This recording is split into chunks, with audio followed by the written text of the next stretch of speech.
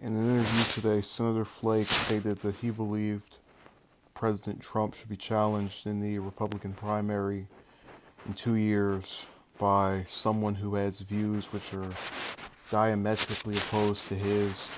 As I was sitting here and watching the segment, I questioned why we live in this world of decades of this type of speak, of these hypotheticals, where someone can't just say what their intent is, because those remarks are geared toward, hey, someone who has views like me should run, but someone who has views like me may be the person I'm talking about. And we know he's talking about himself. We've seen this before. Go back to any period of 2 to 3 years before an election, and the person who eventually became the nominee or would eventually run a campaign would say, well, a lot of things could happen. There are many possible avenues for things to. And it's just, come on, just say it.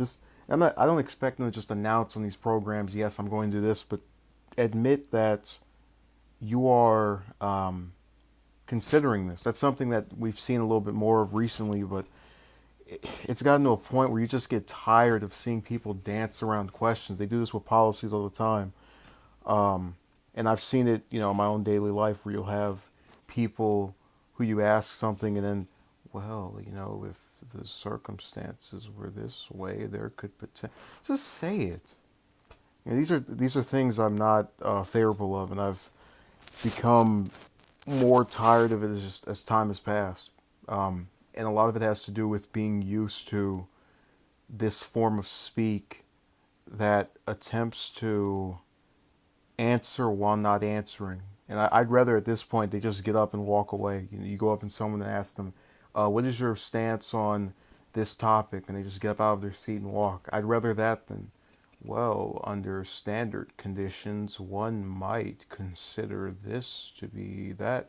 But, oh, I just don't understand the desire to go out and do that, because I'll make the prediction that he probably will try to challenge Trump in that primary. But it could be something different.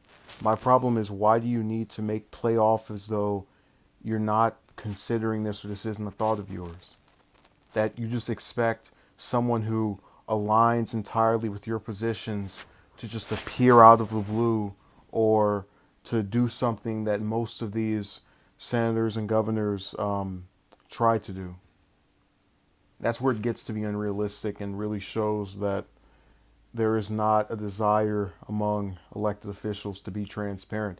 You can't even answer a question that is still hypothetical in the classical sense of whether or not you want it done.